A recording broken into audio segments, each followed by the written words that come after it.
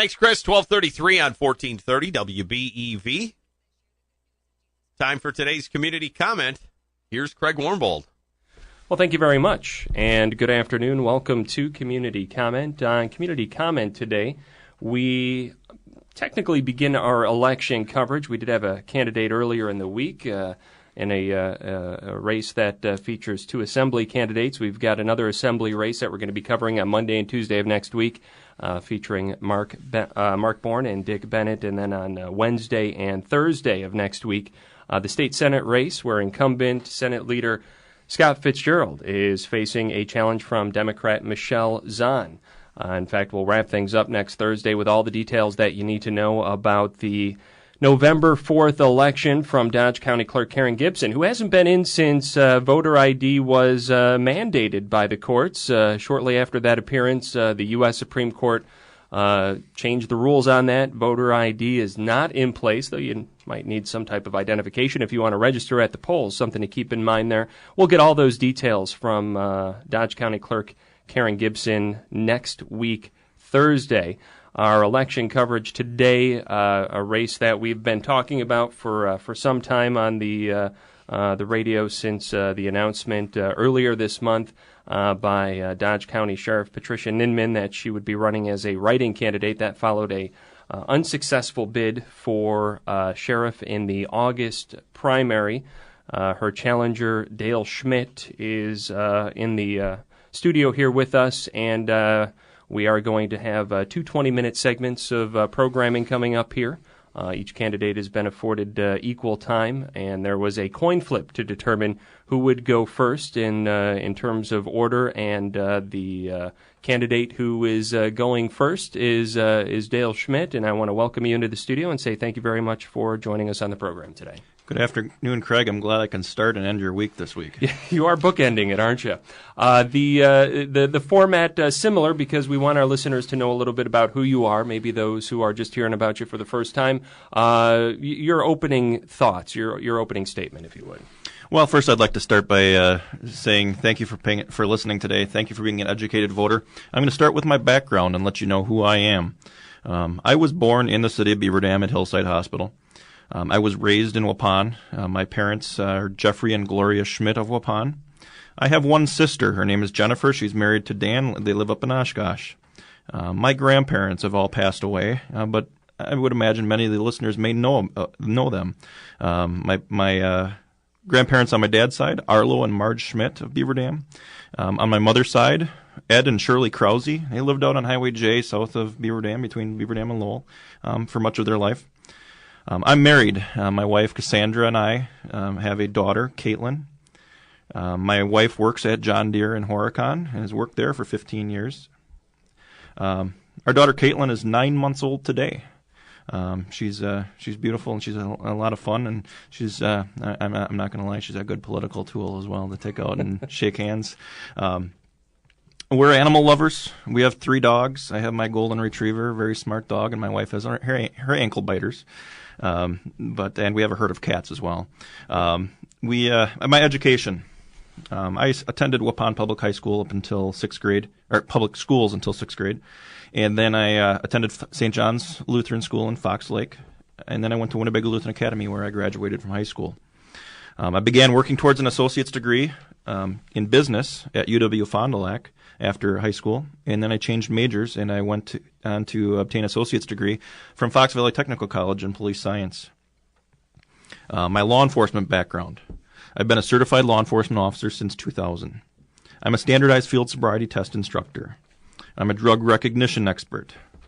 I began my career working for the village and town of Winneconne. I worked for the Fond du Lac County Sheriff's Reserves. I also worked for the Greene County Sheriff's Department. In 2004, I came to Dodge County to begin my employment with the Sheriff's Department. I've also assisted the Horicon Police Department in a part-time role while they were short on staff. I organized, formed, and run one of the top law enforcement explorer posts in the state of Wisconsin. I'm a member of the Wisconsin Law Enforcement Explorer Advisors Association and have been elected to their board for 2 consecutive 2-year terms. I'm currently assigned to day shift on patrol and was promoted to that position by Sheriff Todd Nails. While on the topic of Todd Nails, I have two very notable conversations to share with everybody in regards to Todd. Whether you like him or not, you have to respect Todd Nails. He was a great sheriff. In 2013, at the Dodge County Executive Law Enforcement Association Awards banquet, he came up to me and he said to me, "I know you're going to be sheriff someday." I don't think he thought it was going to be this soon, but I think that's very telling. 2 weeks ago, I saw him at John's Bar. We were there for an event, and he came up to me and he said, "Hello, Sheriff." And I thought, that's cool. Sheriff Todd Nails came up to me and said, "Hello, Sheriff." Whether you like him or not, that's a neat thing to have happen to you, and I'm excited for the next year. I'm not going to lie, it kind of gave me goosebumps when he said it. So, you find yourself in a contested race for a second time. Your thoughts?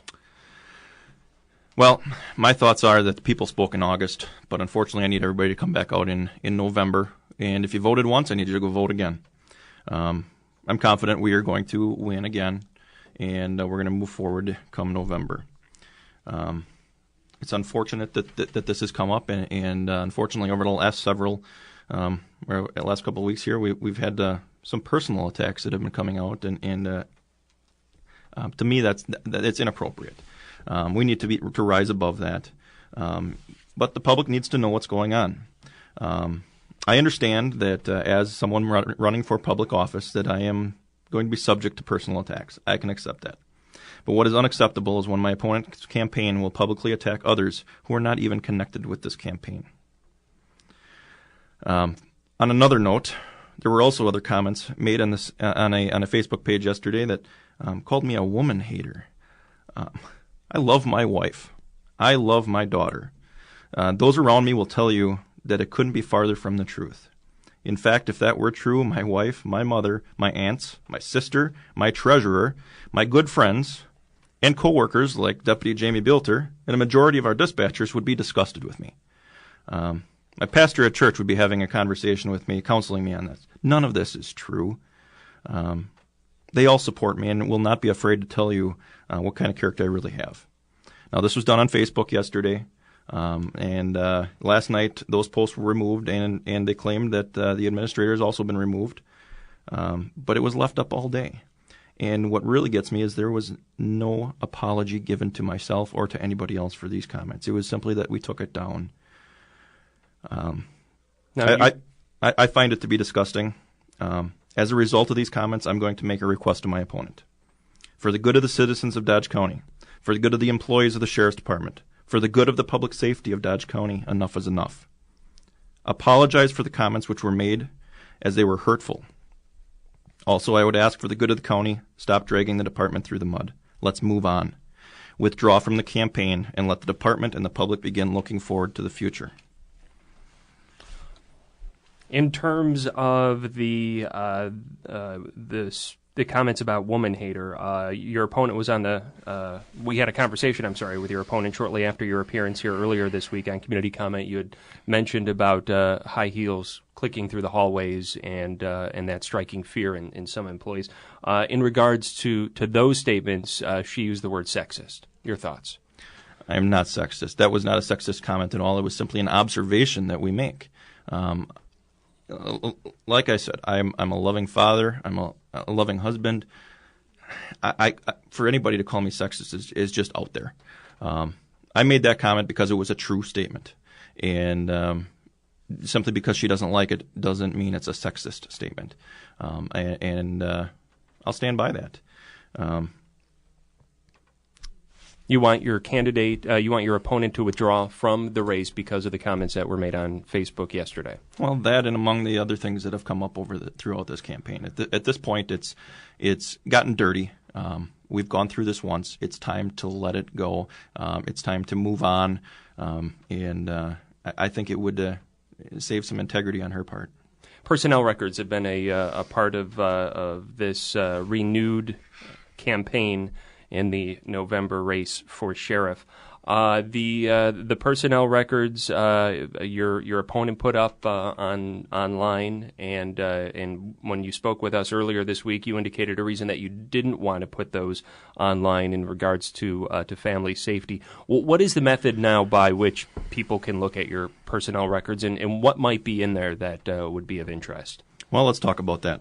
My opponent's made a big deal over this, and it really isn't a big deal.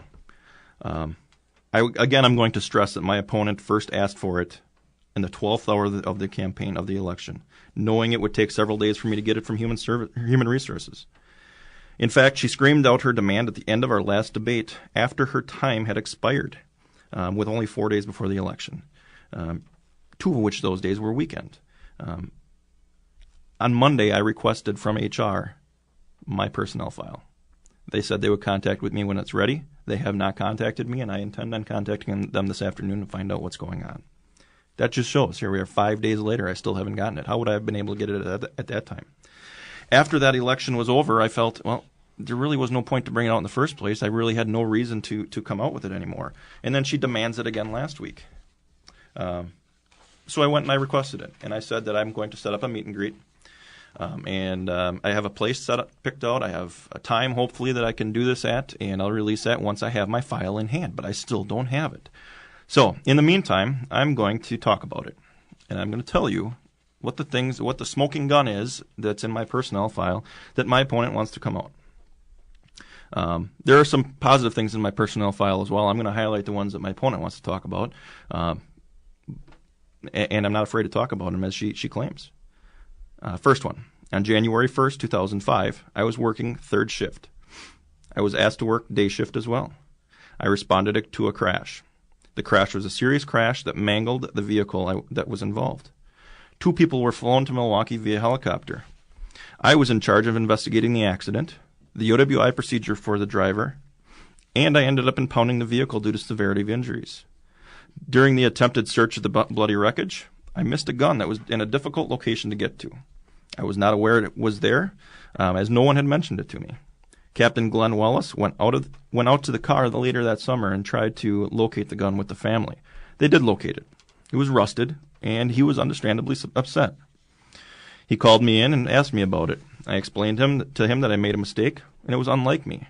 I was willing to take whatever I had coming to me. Captain Wallace later told my supervisor that he initially was upset and wanted me to give me a day off. After hearing me take responsibility for my mistake, he was impressed and reconsidered. I received a letter in my file for that mistake. Number 2. The next item is, my file stems from a conversation that I had. Many times we in law enforcement tell stories about the past, and I am sure many of you do with your friends and coworkers. I was having a conversation with our deputies and communications officers. The conversation led back to the old Sheriff's Department building and the communications center in that building. During that conversation, I made mention of my opponent and how she sprayed an inordinate amount of perfume before coming to work back in those days. So much so that after she left the room, you could smell the perfume for quite a while. There was a complaint made about my comments. As soon as I learned of the complaint, I was embarrassed. I told Captain Trace Frost that I needed to go to apologize, which I did immediately. In fact, I went and sought her out and met with her in the fairgrounds parking lot. I went to her and I apologized, and it was not well received. I took it to another level and even wrote an apology letter to her. She returned the letter to me by leaving it on my desk. Not even any personal contact, no forgiveness, nothing. At the conclusion of the investigation, I received a letter from the captain indicating that my statements were inappropriate of a supervisor, which I accepted and moved on. The final items that were placed in my file are purely politically motivated. As I have stated, I am a field sobriety test instructor for the state of Wisconsin. I was sent to training by the Sheriff's Department for that certification. In order to maintain the certification, I must teach the class in a set period of time. I am passionate about making sure law enforcement officers are trained well. Due to my certification, I began assisting the Wisconsin DNR by teaching the DNR recruits. I have done this each year since 2011, and one of our lieutenants also assisted me during that time. When I attended this year, my opponent learned of it and had me disciplined as I had not received her permission to go do it. I had taken my own vacation time to do this and it had no negative effect on the Sheriff's Department operations. In fact, it made the Sheriff's Department look good to the DNR and gave me valuable contacts at the DNR to be used in the performance of my duty. Prior to leaving for that training event, I spoke with Captain Frost twice. I told him I was going, and I told him what I was doing. His response was, "Good luck, have fun." Both times I spoke with him. The lieutenant that also conducted this training also never received permission, but was never disciplined as I was. I took this before the Human Resources Committee, and they agreed with me, and it was removed from my file. It will not be there upon public review. And one more item. One more item was placed in there. I'm not going to talk about that item because it would be inappropriate to do so, because it's still ongoing. We are still in the process of going through hearings. It's like an ongoing case in a criminal investigation. You don't talk about those things. It was nothing serious. It was a minor item, but I will make one comment. A similar incident occurred by a more well-liked employee by my opponent, and nothing happened to him, not even a counseling. Yet I ended up with a letter. These are the negatives that my opponent wants to make a big deal out of. Everybody makes mistakes. In my career of 15 years, I have a couple of mistakes in my file. It's going to happen. But I'd like to put this to rest. There's no smoking gun. It's all smoke and mirrors. There's no criminal behavior in my file. There's no dereliction of duty in my file. There's no deceit or lies in my file. I pride myself on my integrity, and if I did something wrong, I will own up to it. And one more comment on discipline. Discipline should not be used as a tool to, quote, take it to someone. It should be used as a tool to gain compliance. Sometimes all that is needed is a conversation to obtain the goal of compliance from employees. Under my administration, we will use progressive discipline and employees will be held accountable. But we will not use it to punish our employees. They are grown adults who we entrust with a badge and a gun and the authority to use them appropriately. We will use discipline as a coaching tool to gain compliance if possible and use punishment as a last resort. Just to clarify, the fourth item in your file would be related to not showing up to work to a shift that you were not under the impression you told the Human Resources Committee that you were originally scheduled for. That is the matter that's still under review. That's correct. Do you want to comment on the letters that you say are withheld from your opponent's personnel file that you made public this week? Yes. I'm not going to bring out the letters again. They're posted online if anyone wants to see them. But I find it amazing that my opponent claims that she is transparent and is attacking my file. But she herself will not take responsibility for the 12 letters written by dispatchers, 5 of whom signed a letter of an affidavit saying they're accurate. And I showed those to you on Monday, Craig, and you saw those. I also find it amazing that her personnel file does not include a workplace harassment complaint from 2003, a harassment complaint from, I believe, 2006, and another hostile workplace complaint from 2012 that we talked about on Monday.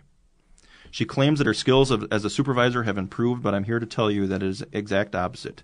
In fact, the administrators of the Sheriff's Department if they did not have the fear of retaliation, I'm betting they would come out and speak otherwise as well. We heard doors slamming the day after the election. We see phones being held away from people's heads as she is screaming at them on the phone. We hear yelling coming from behind closed doors.